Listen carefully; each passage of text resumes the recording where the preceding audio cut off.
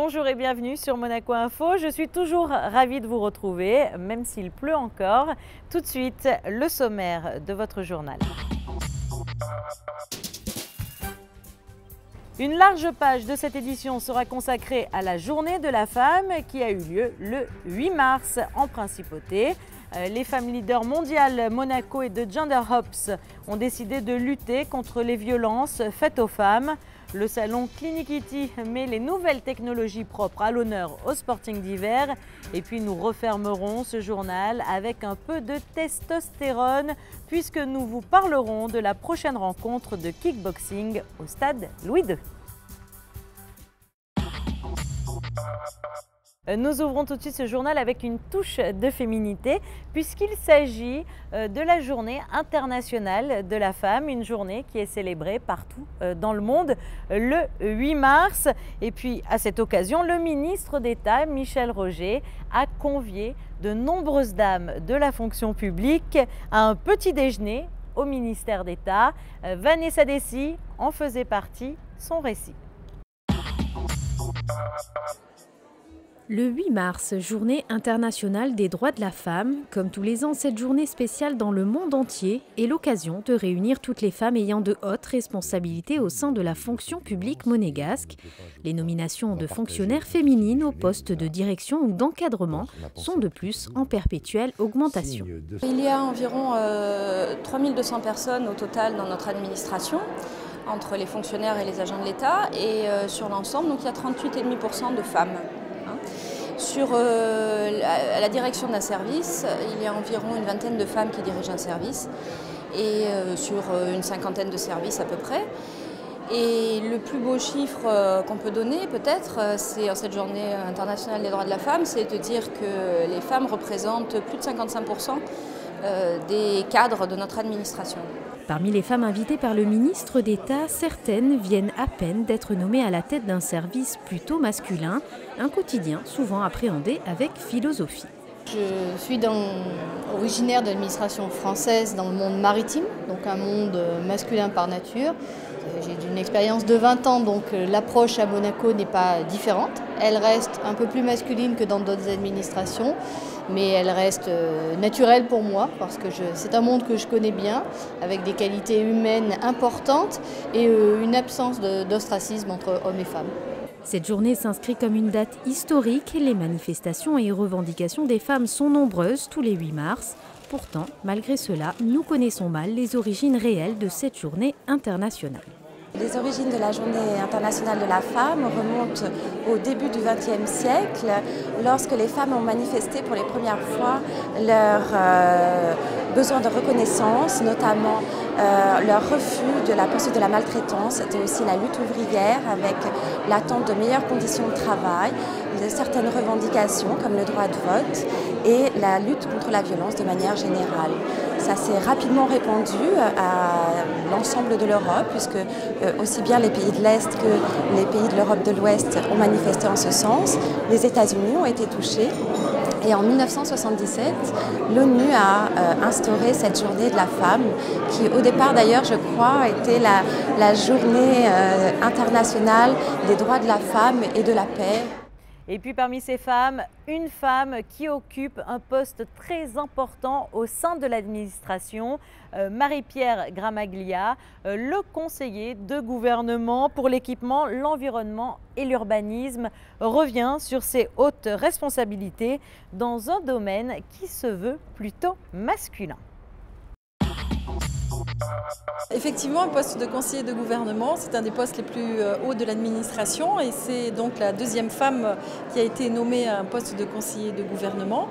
Alors c'est un poste qui est assez technique parce que vous savez que c'est un département essentiellement masculin avec beaucoup d'ingénieurs. Et une femme au milieu de tous ces hommes, comment se débrouille-t-elle? Eh bien, écoutez, je pense que tout d'abord, c'est très important, c'est un rapport de confiance. Je fais énormément confiance à mes collaborateurs, j'ai d'excellents collaborateurs, très techniques, qui m'appuient et qui m'aident à prendre des décisions techniques, difficiles. Et je pense que maintenant, ce rapport de confiance, c'est un rapport qui est réciproque Et j'espère en tout cas, mais je le ressens comme ça, que mes collaborateurs me font également confiance. Et c'est vraiment un partage et un échange tous les jours sur des dossiers de fond. Et je pense que l'apport d'une femme qui est moins technicienne, mais qui a peut-être une vision un peu plus globale, un peu plus générale, et une certaine intuition féminine sur une approche des dossiers, qui est une approche un peu différente, est une excellente complémentarité avec la technicité et l'approche qu'ont les hommes dans ces dossiers.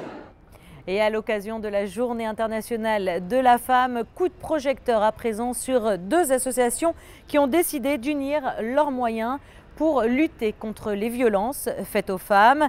Il s'agit des femmes leaders mondiales Monaco et de Gender Hops. Patricia Navarro les a rencontrées. Il est souvent difficile de rompre le silence, la peur est plus forte. Les femmes victimes de violences vivent dans l'isolement. Deux associations monégasques, Gender Hops, créées en 2011, et les femmes leaders mondiales Monaco veulent leur venir en aide. Pour cela, elles ont, il y a quelques mois, créé une commission sur la thématique Femmes et violences, le point de départ d'un vaste travail de recherche. L'objectif de l'association est donc d'améliorer la situation de la femme sur différents terrains. Un des terrains est également donc, le terrain sociologique de la femme, de la sécurité de la femme.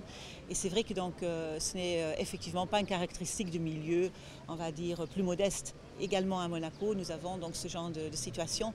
Et nous sommes demandés donc qu'est-ce que font les femmes qui font l'objet donc de violences conjugales ou donc de harcèlement. Nous faisons tout cela donc dans le respect de la Constitution, donc dans le respect de la principauté. Ce n'est pas notre métier donc d'aller donc apporter du secours à ces femmes-là. Par contre, d'informer, de faire prendre connaissance du problème, oui, ça c'est notre rôle. En quelques mois, les femmes leaders et Gender Hops ont multiplié les rencontres avec les entités monégasques concernées par la problématique des violences faites aux femmes. Fortes des données recueillies, elles entendent par la suite apporter une aide concrète à toutes les femmes victimes de violences par le biais d'informations écrites ou pourquoi pas avec un numéro d'appel spécifique. Nous n'avons pas la vocation d'être assistantes sociales nous-mêmes, mais nous avons plutôt la vocation de les informer, de faire parler du problème afin que les victimes sachent qu'elles ne sont pas seules et qu'elles ont diverses options auxquelles elles peuvent s'adresser, que ce soit la sûreté publique, les assistantes sociales, le CHPG, la DAS, etc. Donc pour qu'elles sachent qu'il y ait un réseau d'aide et notre objectif est vraiment donc de mettre cette problématique à la lumière. Nous avons aussi réfléchi éventuellement à la création d'une brochure à destination des victimes qui pourrait peut-être être disponible au CHPG ou à la sûreté publique afin qu'ils pourraient lister les numéros de téléphone ou les sites internet pour que les victimes sachent où s'adresser et quelles sont les ressources à leur disposition.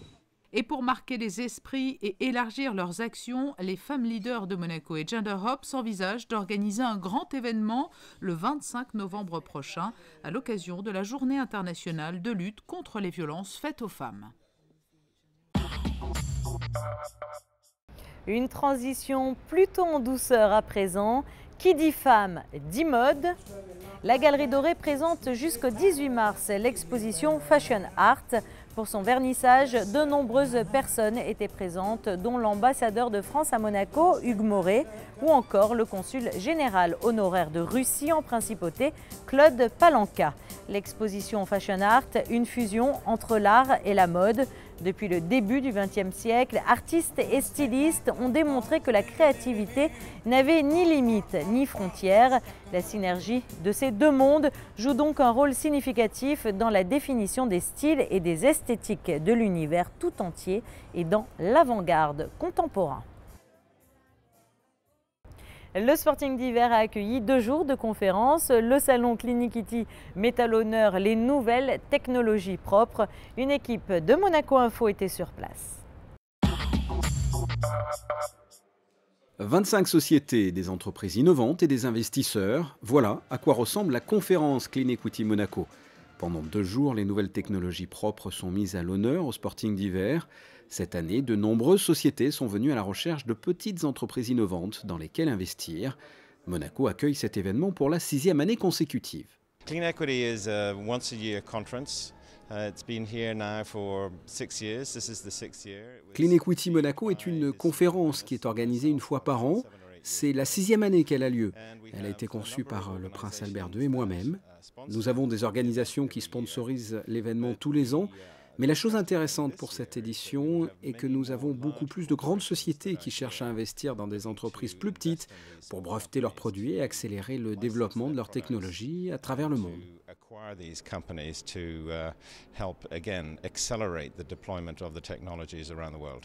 Clean Equity Monaco a plusieurs partenaires, dont la Chambre de développement économique. C'est une opportunité pour promouvoir la principauté et ses investisseurs, mais surtout pour en attirer des nouveaux. C'est l'occasion également pour nous de mettre en avant nos adhérents, c'est-à-dire les entrepreneurs monégasques. Nous bénéficions donc, dans le cadre de partenariats de places, permettant donc à nos entreprises monégasques de venir sur le salon et donc d'avoir accès à tout ce panel de conférences, de rendez-vous avec ces investisseurs et ces entrepreneurs. On va leur apporter, et c'est notre objectif, l'information, leur montrer la réalité économique de Monaco, qui est souvent méconnue. Ils ont la chance d'être présents et sur place, donc pour nous, après, c'est vraiment une chance inouïe de leur montrer à présent ce qu'ils peuvent réellement voir derrière uniquement le superbe attribut que la principauté représente. Après Clean Equity, la CDE sera partenaire du Edge Forum qui se déroulera le 11 avril. Dans le même registre que les 2 jours de conférence de Clean Equity, elle présentera des business plans dans le secteur environnemental et social. Dans le reste de l'actualité en bref. Le président de l'association des consuls honoraires de Monaco a donné un déjeuner à l'hôtel Hermitage, une invitation à laquelle a répondu favorablement le ministre d'État Michel Roger, comme vous pouvez le voir sur ces images. Une réception a été donnée à Berne en l'honneur de la récente nomination de Carole Lantéry, ambassadeur de Monaco en Suisse. Carole Lantéry succède à Robert Fillon, nommé ambassadeur de Monaco en Italie. Étaient présents des ambassadeurs étrangers, des consuls, des représentants d'organisations internationales et le conseiller de gouvernement pour les relations extérieures en principauté, José Badia. Lors de son allocution, José Badia a rappelé les missions auxquelles devra s'attacher Carole Lantéry, à savoir la préservation de l'environnement ou encore la réduction des inégalités sanitaires. Ce week-end, Saint-Vincent-de-Paul vous attend pour sa kermesse de printemps. Au programme de la bonne humeur, des stands, des bonnes affaires, une brocante et un restaurant. Un reportage. La pluie n'a pas empêché les bénévoles d'être présents pour la traditionnelle kermesse organisée par la conférence Saint-Charles de la Société Saint-Vincent-de-Paul. Sur le parvis de l'église Saint-Charles, les stands de vêtements côtoient les livres, les jouets et une brocante. Plus loin, un restaurant vous accueille dans une ambiance conviviale avec des plats préparés sur place, le tout au profit des personnes démunies. Les bénévoles, ils trient toute l'année les vêtements qui sont mis dans les conteneurs entre l'église et l'école Saint-Charles. Et les choses plus jolies et vraiment de marque, ils sont vendus dans les stands. Nous avons un stand habits femmes, un stand chaussures, un stand habits enfants, un stand hommes et un stand jouets. Et dedans, il y a le restaurant avec des plats préparés par les bénévoles. On fait ça parce qu'avec l'argent qu'on arrive à gagner, on aide les plus démunis et les familles qui ont besoin de payer des loyers, des factures d'électricité, surtout des cantines pour les enfants, des vacances aussi d'été.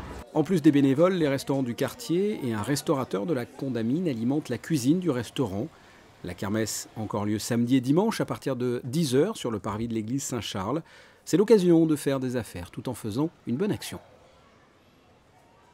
Vous l'avez vu précédemment, nous avons consacré une large partie de cette édition à la Journée de la femme. Alors c'est pourquoi nous avons décidé d'ajouter un brin de virilité dans ce monde de douceur. Les amateurs de sport de combat vont être gâtés samedi au Stade Louis II avec la soirée Kickboxing Monte Carlo Fightings Master. Pas moins de 8 championnats du monde au programme. Fabien Bonilla et Thomas Deus ont assisté à la conférence de presse. Une soirée exceptionnelle dans la salle Gaston Médecin. 8 combats pour 8 titres mondiaux, 4 en kickboxing et 4 en K1 Rules. Sur les 8 combats, 5 le seront entre autres dans la catégorie poids lourd et 1 en super lourd. Ces guerriers viennent du monde entier, France, Italie, Serbie, Pays-Bas, Russie, Biélorussie, États-Unis et Afrique du Sud. Les combats seront disputés en 5 rounds de 3 minutes. Une soirée sous l'égide de la WACO Pro. C'est exceptionnel pour l'endroit, surtout Monte-Carlo bien sûr, qui a la vocation pour l'excellence comme l'a dit Claude Pouget. Et c'est la première fois vraiment qu'on a 8 matchs valides pour championnat du monde. 16 combattants internationaux, vraiment d'une valeur connue, reconnue, ce qui n'est pas toujours évident dans les sports pied-point, car il y a beaucoup de fédérations, beaucoup de championnats qui se disputent à gauche et à droite et qui n'ont pas toujours la possibilité d'être revendiqués en tant que tels. Là, on est backé par une fédération mondiale connue et reconnue, la WACO Pro, et on a 8 titres mondiaux et ça s'est jamais vu. Très honnêtement, moi je suis allé partout à Tokyo, à Las Vegas, à Bangkok, en Australie, en Afrique. Partout pour faire les plus grands championnats, je n'ai jamais vu un promoteur assez gonflé pour mettre 8 ceintures mondiales le même soir. C'est fou. Une soirée qui s'annonce explosive. Sur les 16 combattants, 12 sont déjà titulaires d'un titre de champion du monde. Autre exemple pour montrer la qualité de ces solides gaillards, si l'on additionne tous leurs combats, cela donne 947 combats au total pour 779 victoires. Pour certains d'entre eux, la défaite leur est jusqu'à présent encore inconnue. Toujours dans la grisaille, il est à présent l'heure de passer à la météo. Samedi, amélioration sensible du temps malgré un risque d'averse encore présent dans la matinée, des nuages et quelques apparitions du soleil dans la journée. Dimanche, le temps sera plus clément, il fera assez beau dans l'ensemble avec davantage de soleil que de nuages. Lundi, le soleil sera plus hésitant, caché partiellement par les nuages sans dégradation notable du temps, peu de changements du côté des températures. Mardi, le ciel sera encore un peu plus incertain, en grande partie nuageux avec un faible risque de pluie. C'est la fin de ce journal. Merci de l'avoir suivi et merci pour votre fidélité. Retrouvez tout de suite votre magazine Rencontre avec comme invité Gladys Epang, championne du monde de taekwondo.